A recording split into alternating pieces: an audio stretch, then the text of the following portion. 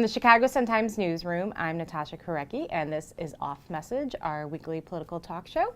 Joining me this week is our City Hall reporter, Fran Spielman, reader, political reporter Mick Dumke, and Fox News political editor Mike Flannery. Thanks for joining us today. Fran, you had quite the get this week. Mayor, we're a year away from your election. So one of the things that you were going back and forth on was this whole notion of whether Toni Preckwinkle is going to run against him. And she has told you that privately as well, that she's not running.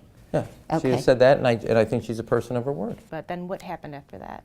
Well, what happened after that is her political people sent different signals and said, no, she didn't really say that. She basically just told him, I don't like you, but I'm focused on my job. Then her governmental press secretary, Kristen Mack, came back and said, well, no, she did tell the mayor on a couple of occasions she's not running. The problem is she needs to be reelected first. She can't talk about anything else. After the election, if there's a draft movement that's already starting, then she can turn right around and pull a Rich Daley like he did in '88. Why do the unions in particularly want Toni Preckwinkle? Well, she's not Rahm Emanuel for starters. She hasn't declared war on the teachers union and launched into school reform in quotes.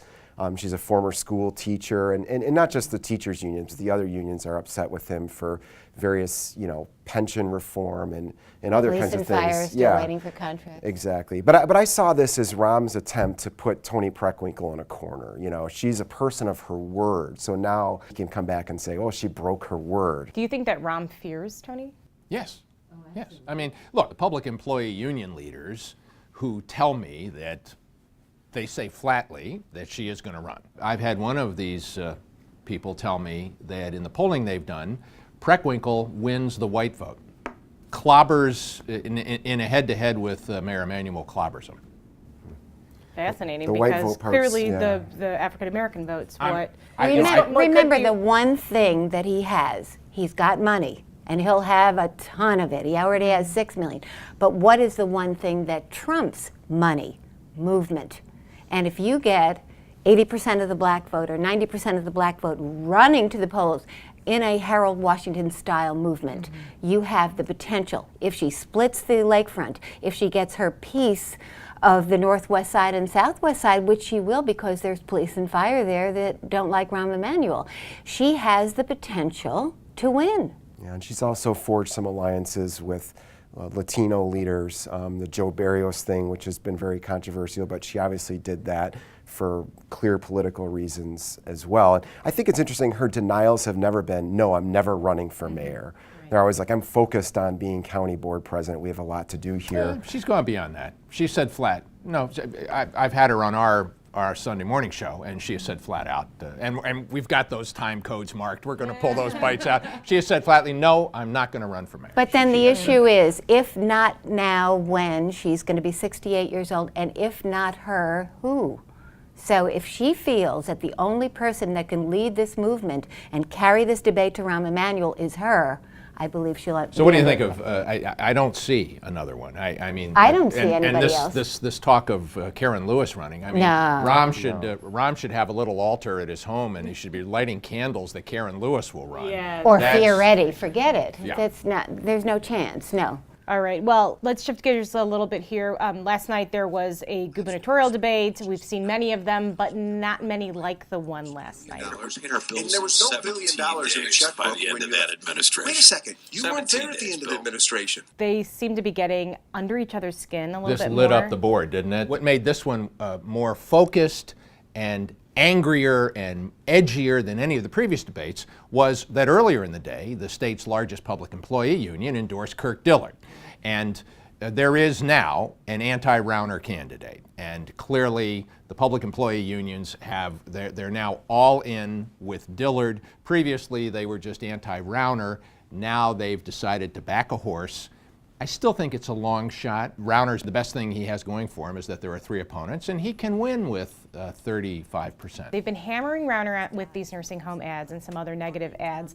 Now they can present someone and say, okay, here's the alternative. Do you see that working There's 2 weeks left. The hour is a little bit late, but I don't know how many people have been that plugged into it. I mean, Bruce Rauner has this huge lead. He's the one who's been most visible because he spent a gazillion dollars getting his face all over television and his voice on the radio and so forth. So I still think that, it's not a done deal till the final, And they say votes are that counted. Republican primary voters we know from 2010 that, the polls were very, very wrong. I don't hear people talking about it on the street, though. And even people who come up to me and start talking about politics, they never mention that. I think Mick's right that I don't think people are tuned into this. I don't think there's going to be a big turnout. Well, what do you think was happening between Dillard and Brady last night? I mean, they were really getting into it, and Brady had not seen him get that defensive or offensive. It's a fight for second place. Yeah, absolutely. It's the fight over who's going to be. Because, look, I think there will be to some degree. I think things are going to break. Who becomes the number one hope for beating the front runner? But who cares if Rauner's far ahead enough? Who cares? Yeah, I mean, they're still focused on Rauner, but it was interesting how they were out trying to outdo each other, coming up with the worst Democratic name they could throw at the other guy, Blagojevich, or you're Pat Quinn. Dillard looks desperate to me. He looks kind of mean and desperate. He's gone very negative. Someone must have told him that works, and he's hit Rauner really hard. But speaking of Rauner, during your interview, you brought up Rauner a little bit with Rahm Emanuel. Bruce and I were friends, and when we were friends, like today, totally disagree with him 100% on policy. He swears, in spite of all his differences with Pat Quinn, and they do not like each other, just like Preckwinkle and Rahm don't like each other, that he is foursquare for Pat Quinn. They have, similarities. They have shared goals. Yes, Rauner's a friend. Yes, they did a deal together, but no, he is absolutely foursquare for Quinn, and he even offered to sign another piece of paper. Okay, well, let's shift to quote of the week. Fran, why don't we start with you? I don't want to be a shade of gray. I haven't been my whole life. It would be inauthentic for me to be anything but who I am. Guess who? Rahm Emanuel. Right, and he succeeded too. He doesn't care who he runs over. Okay, Mick.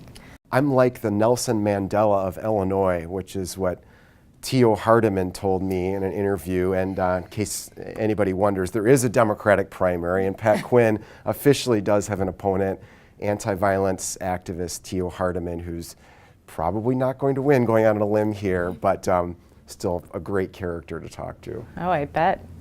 Mike, what do you got? Why aren't you running in the Democratic primary? Bruce Rauner to Kirk Dillard after all those big public employee unions endorsed Dillard. Well, the other side of that was Dillard had a pretty sharp one for Rauner. Putting Bruce in charge of Springfield is sort of like putting a rat in charge of the cheese. With that, thank you very much to our panel, and thank you for joining us. We will see you next week.